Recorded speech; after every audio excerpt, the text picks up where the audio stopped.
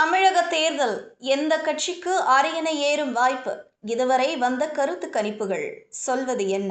தமிழகத்தில் கோடை வெயிலை விட தேர்தல் ஜுரம் தகிக்க தொடங்கிவிட்டது. ஏப்ரல் 23ஆம் தேதி நடைபெறவிருக்கும் சட்டமன்ற தேர்தலுக்காக கட்சிகள் வியூகம் அமைத்து வரும் நிலையில் தற்போதைய மூட் என்ன என்பதை படம் பிடித்து காட்டியுள்ளன பல்வேறு முக்கிய கருத்து கணிப்புகள். மீண்டும் உதயசூரியனா அல்லது ட்விஸ்ட் தருவாரா விஜய்?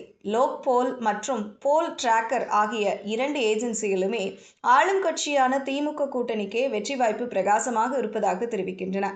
லோக் போல் கணிப்பு: திமுக கூட்டணி 181 முதல் 189 இடங்களை கைப்பற்றி அசுர பலத்துடன் ஆட்சியை தக்கவைக்கும் என்கிறது.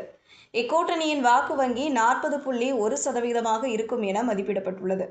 போல் டிராக்கர் கணிப்பு: இதுவும் திமுக கூட்டணிக்கு சாதகமாகவே உள்ளது.